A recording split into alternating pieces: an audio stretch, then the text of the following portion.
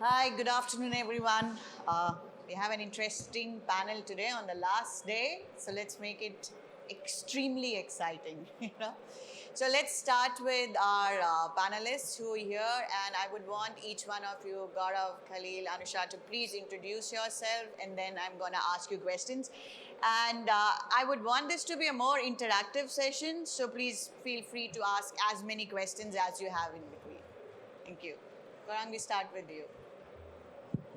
Hello, hi everyone. Good morning. My name is Gaurang Shah.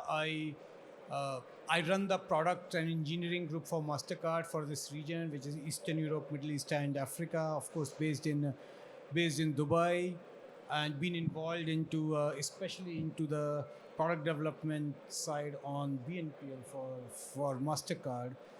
I'm very excited to be here.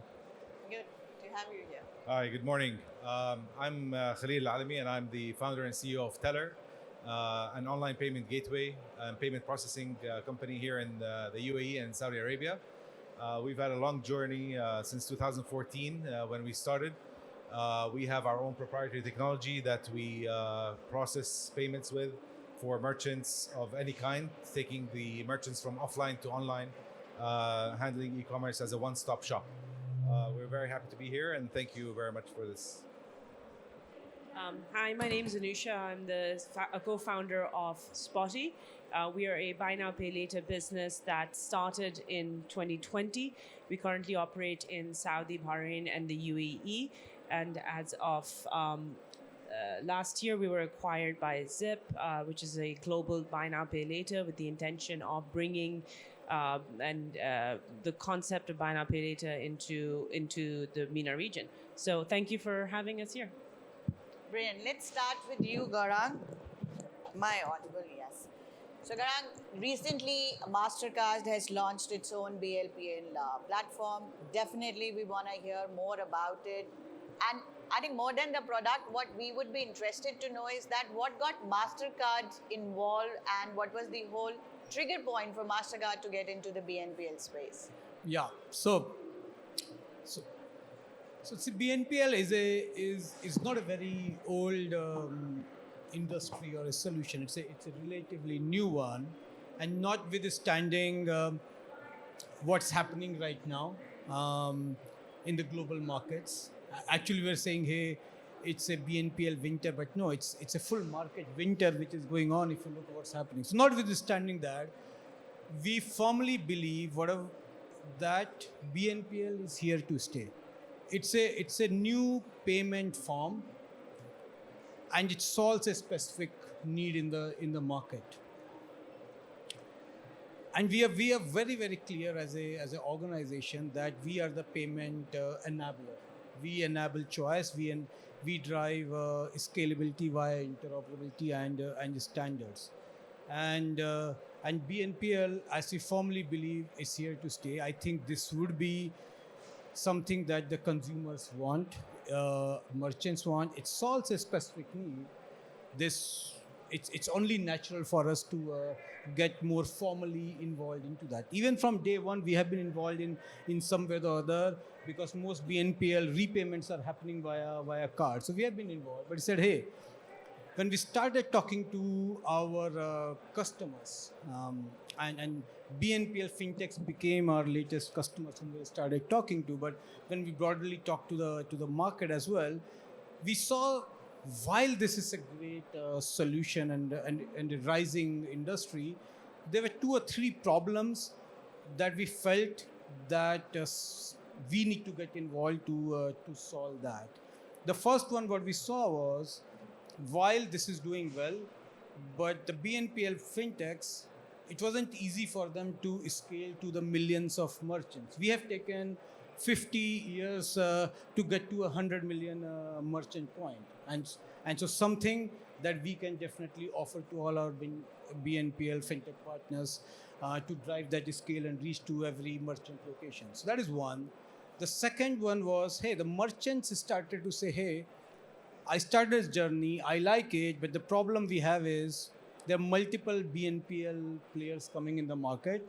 How many can I integrate? It's not easy for me to integrate to multiple BNPL players, and they start to look for platforms to say, hey, how can I do a single integration and someone gives me the entire access to the BNPL space.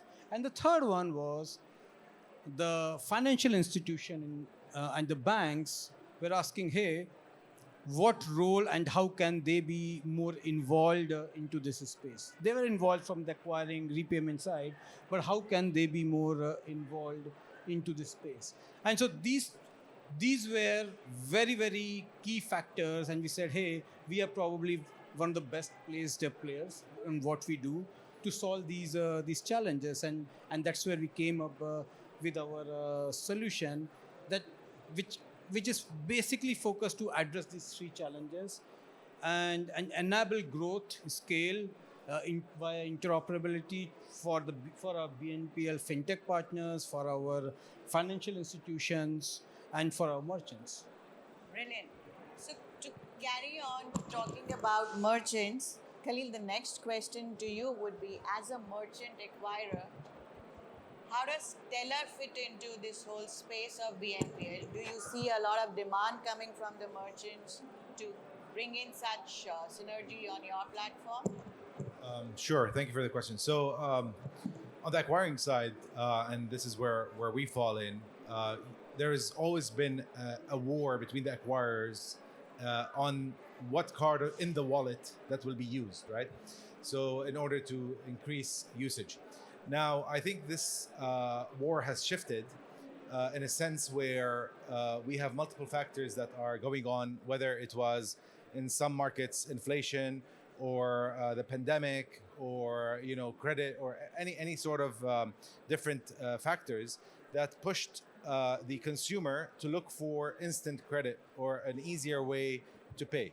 At the same time, the merchant wants to increase their sales always, obviously, to create more revenue. And in that sense, this push made sense where buy now, pay later was entering the market at a time where it has become an alternative payment method, not just a credit product. So with that in mind, today the services that we provide as Teller, we provide obviously the Teller buy now pay later solution for the merchants. This creates an added value for them where they see higher conversion rates, increase in sales by 20 to 30%. At the same time, for the consumer, it attracts a new customer, easier onboarding with a click of a button, very fast, checkout process with better loyalty, and probably results in a repeat customer experience. Specifically with new trends, and probably Anushka will say more about that, new trends in the buy now pay later, because it's morphing into something different now, where like I said, it's no longer a credit product, but it's more of a user experience. So whether it was tokenization on that level, where you can use that instant details that you have across different merchants, or for a PSP like us, we work with multiple buy now pay later vendors, and to your point, so we're one single integration aggregating basically the buy now pay later options, creating this logic where we understand where success rates are higher or credit worthiness is different, and we can direct that. So there's a lot being done. And to go back to the point with financial institutions or issuers, and how they look at buy now pay later, I believe that there is some sort of overlap at one point in time, because as a credit product, it's not something that was born newly. It's EPPs have been there on all of our credit cards. Whenever you make a purchase, you always get that message from the bank, would like to pay it back in like 4 installments, 6 installments, whatever. So the concept is not alien to the banks. The overlap is there. What will happen? What will it morph into? I guess it's a segment of credit worthiness maybe the bank is not interested in, and that's where that will continue to grow. Maybe the banks will take over the buy now pay later companies eventually. We'll see how that, and I think Anushka will have better views on that. Yeah. I mean, I think I could probably add to something that both gentlemen have said. First of all, just generally, I do believe partnerships are important, whether it's with the likes of MasterCard or with the likes of Stella and PSPs. And maybe it's not just for buy now pay later, but I think fintechs generally, they're solving for a problem, and there's a broader ecosystem around which they need to work with. And so we've always taken the approach that we want to have partners that execute on other elements better than we do, as opposed to us having to recreate everything, and we focus on our own USPs. And that brings me to Khalil's point, which is, what is it that we're doing? It's about the customer experience. It's about that ease of onboarding. It is about credit analysis done at a level that traditionally banks either cannot do or choose not to do because it's not worth their time. The ticket sizes are too small. We're talking about short duration products. So I think it's more the concept of installments, the concept of consumer credit has existed for millennial. That's not what we're solving for. We're digitizing the process, and we're making it easier for consumers to get access to this, and for the right consumers to get access to it. And we definitely work with all partners. In addition to the PSPs and the schemes, we also work with the banks, right? So there is definitely there's a place for the buy now pay later players to be in. Going back to a specific questions for you, since you pretty much the largest player, and with more than 3 countries presence that you already have, and we all know you started as a startup. Yes, you had a great acquisition last year, but what has it been like for you to spread out in 3 different countries? What's been the consumer experience, or what's the feedback that you've got, and what is it that you're doing differently? No, it's been interesting. Consumers everywhere are different, and I think you have to take into account how people behave. The makeup of the people in the UAE is very different from the makeup of the people in Saudi and from Bahrain. So that's definitely something that we've had to adjust to. But more importantly, the growth, I would say the biggest issue that we've really had is to dealing with the different stakeholders, particularly the regulators in each of the markets. Because we have had to engage with everyone, and it's not a one size fits all. So we've had to come in and have those conversations, and those are ongoing conversations right now. I'm sure every fintech faces it. Every fintech that comes into market needs to understand how they're going to engage with the various central banks, and that for us has been the trickiest part as we've tried to grow. So I think if the question is around how do you successfully grow in multiple markets, I think just keep an eye out for all the different stakeholders that are relevant to your ecosystem, and make sure you engage with them quite quickly and early on in the process. I think if I just add to one thing about this market expansion is we have to remember that until today, buy now pay later is unregulated. What happens when that changes? Yes.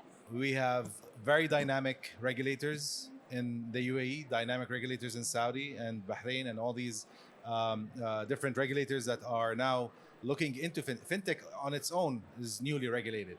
So when they expand that regulation into buy now pay later, what happens? What is the pivot? What is the shift? And what is the requirement? And how will that change the product? Yeah, it was going to be my next question to all of you. We see the regulations out in Bahrain from Central Bank of Bahrain in this whole BNPL space. We're expecting the other regulators also in this region to come out with this regulation. How ready can we say with you as the different players in this are ready to see, or there's been a lot of self-governance that's already been there, the checks and balances have been met, or what is it that you think could be a very changing point? And also one interesting fact that, we as lawyers have always asked clients that to work in an unregulated sector is always a high risk. So entity like yours, Garang, to enter this unregulated sector as a MasterCard must have been a great step. Do we see more in this, like a credit card with sort of BNPL card or different products? See, a couple of things. Whatever solutions that we bring out, we make sure that we are always on the right side of regulation, because we firmly believe that regulation are great things because it brings clarity, it brings a standardization, it allows different parties in the ecosystem to come together, and that's always the best way to grow. Now, if I look at some of these regulations, and we're not really worried about the regulation. Actually, we are looking forward to it, because none of the regulations I have seen comes out in isolation, not taking account what's happening in the market.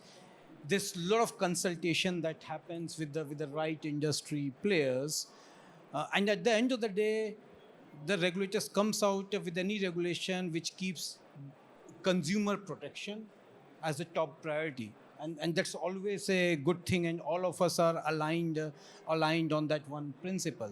So because it doesn't come out in isolation, there's a lot of consultation happening. I feel that the ecosystem is ready. We need to tweak few things, and will solidify the partnership models that needs to exist in the market. But other than that, I feel we will be ready. Yeah, I mean, I would say I think everybody has already been engaged in these conversations. Just whilst details need to be refined, it's not necessarily going to be a surprise on the elements that are going to be focused on and what really needs to be done, right? And those elements are cybersecurity, AML, again, all the things that matter for consumer protection, whilst making sure that you're not hindering growth. Look, it's a very difficult job, right? You have to have that balance. You have to make sure that you're putting out the right rules so that there is a playing field where everyone needs to apply. But at the same time, they're not onerous enough. Can't have small businesses do still, and startups particularly, if they're going to have to adhere to these, they need to have the capability and the capacity to do that. So it's a balancing act, and I do not envy any regulator who needs to do that. Well, you just have to remember that I think we're lucky to be working in the UAE, because the CB UAE as a regulator is a very different story than who is issuing the regulation in other countries. So if we look at CB UAE, very dynamic, very collaborative at the same time, and with the different drafts, and you know more about that. Drafts being circulated between the different parties for comments before they are actual regulations, and we've seen the same thing with SAMA and Saudi. But these are the two that I've worked with. We've worked with others outside of the GCC that are not on the same page. So I guess it depends on which country and which regulator you're dealing with. But I think we're blessed in this, at least in the two countries that we operate in, where the regulators are quite dynamic. But like Anushka said, I think anybody that I think all the major players in buy now pay later are already aligned towards consumer protection, making sure that their product is easy to use. There's innovation. At the same time, they need, if they want to operate regionally, internationally, they will have to actually have best level of standards, because they will need to transport that into different jurisdictions. So I think it comes without saying that they would be aligned with any regulation that might come up. Yeah, and I think we need to add to it that while working in these areas, then you're blessed that you have good consultants like us available to work with you. So, just one topic that I wanted to touch, as we are hearing about this whole BNPL winter, which was actually a term I learned yesterday, being in the crypto space. I know. I was gonna say, for me, like, crypto winter was what we were used to listening. But now, yesterday at a conversation, they said, the whole BNPL winter, and I'm like, why? It's such a new concept. No, the concept's been there, but the terminology is so new. But how is it that we've hit the winter, and how does it affect your business models? Is there something that, mainly, Anusha, starting with you, is there something that you need to revisit, or what would be the reason for this whole winter to set in so soon? I think there's a lot of reasons for that, but you just look at the markets in general, right? Anything that is high tech growth has been completely decimated. So I wouldn't necessarily say it's a BNPL specific thing. BNPL has been particularly targeted because there's also a backdrop of rising interest rates, which makes it expensive for capital to come into the businesses. And these are, at the end of the day, still businesses that are lending money without having a deposit base, right? So there is an element of that. So brings into question sustainability of the model. That's very different from what is the relevance of buy now, pay later. So, when we started talking about buy now, pay later, at least in this market, it was about educating the retailers, starting to educate the retailers, and then everyone was like, no, we're not going to do it. COVID came. Everybody loved it. Today, the product is completely different. It's all about inbounds for us now from retailers, because everybody sees the need for it. So in terms of, is there a market demand? Are people using this? Are people demanding it? 100%. It's there. Yeah. Right? The question around how do what's happening in markets, and not just in BNPL, but globally, how does that impact businesses? It's going to come down to efficiency of capital, right? Most buy now pay laters will have to find a way to make that capital more efficient. There's no two ways about it. But that doesn't mean that the core product that's being offered is that may not need to pivot. But how do you fund that? How do you look at that? Will have to be looked into 100%. And also, if you look at the, coming back to your point, maybe on the flip side of that argument, is the valuations that money has been pouring into these buy now, pay later companies and ridiculous valuations. The 90% cut in valuations that we've seen in 2022 doesn't mean that it's a cut in valuation, but maybe it's the correct valuation now. The product, like Anushka said, is an actual good product that there is a demand for, but the valuations, I think, is where things are correcting now. I wouldn't say crashing, but correcting. Although we've seen over 90% valuations being cut, but I guess the whole market is all about now finding the right equity partner and the right efficiency. And like we started saying, hey, BNPL, we firmly believe, is here to stay. There's a clear demand. It's a young industry, and it will need, some of the business models will mature as we go through some of the financial cycles across the world. And that's exactly what's happening. Some of the business models just need to mature, but it's here to stay. And yeah, that's it. Yeah. To be impacted by the capital influx, valuation, all these factors, I think. But as we all agree that in itself the product is brilliant, and the product has a huge demand, and we see the regulations also coming in that space. With that note, I think pretty much we're done with our time. If there are any questions from the audience.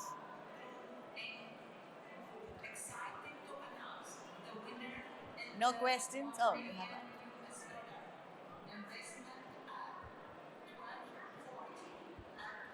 Hello, everyone. Thanks so much for the information provided. My question about the BNPL providers. So, how you manage the markets where the margin of vendors and merchants is very low, and you cannot build your unit and economics based on the margin of the merchants. So, are you entering the markets with financial license? So, as was mentioned earlier, the sector, particularly in these markets, is still unregulated, so there's no license. In terms of your question around retail margins, look, at the end of the day, it's a value proposition, right? If the retailer spends and actually sees a return on their investment, it's not necessarily something that they're paying for as a processor. They're paying for customer loyalty, they're paying for enhanced average order values, they're paying for better retention. And you can actually package all of that up and look at the same way you look at your marketing spend, for example, and say, what is that return that you're getting in exchange for the fees that you're paying? Does that make sense for you? And I think a lot of the retailers that have those margin constraints do look at the product in that sense. They look at it, what am I getting in return for what I'm paying? And it's as simple as that. Why I'm asking the question, because I'm trying to enter to African market with BNPL product, and the margin on African market of merchants is very low on such platforms like Conga, Jumia, etc. Yes, and the value proposition which you mentioned, it's quite clear, and they understand that, but they cannot afford to pay that. Yes, so everything what they need BNPL, but they are not ready to pay from their margin, and unit economics is not clear for them on that stage. Because I had plenty of discussions with e-commerce and marketplaces, especially on the African market. I cannot see readiness for that. I cannot see the vision of BNPL. Okay, they know about that, but they're not ready to pay for that. So the question is how to manage. It's very easy to do BNPL, by the way, in Europe, in Australia, in US, because the margin is very big. But when you come to emerging market, where BNPL is on demand and unbanked and underbanked community is huge, but you should do something with that in order to split, not to charge. Yes, not to charge like interest cost, not to charge some another fees, but just to do the classic BNPL, which we know. So the issue is on emerging market, and I wonder how you can manage the situation. I would say, again, going back to every market, you'll have to look at differently. And even if you look at, for example, Egypt, there the BNPL providers actually do charge the consumer, right? So if you're coming in, if you're entering a space where you feel you have no retailers who are going to bear that cost, somebody will have to bear that cost, right? And when you go into the market and it's the consumer that's taking that cost, how does that shift the demand that's taking up, right? The other value propositions to a consumer in terms of ease of onboarding, ability to access the credit if they're not, not being able to access that elsewhere, may be just enough for them to pay the fees that are required for that business model to be viable in the market that you're looking in. So I wouldn't necessarily just say, okay, this is what Klarna does in Europe, so this is what's going to work in Africa. You'll have to look at which market you're entering into and how does that model fit into that market. We've seen, actually, just to comment on your question, we've seen in other markets in Eastern Europe where buy now, pay later was offered completely for free for both the consumer and the merchant in the beginning until it gained traction. There was a learning curve, people got used to it, and then they saw the value as a merchant, and then fees were introduced at a later stage. But I guess you have to burn some money first in order to enter the market. So it all depends on your business model.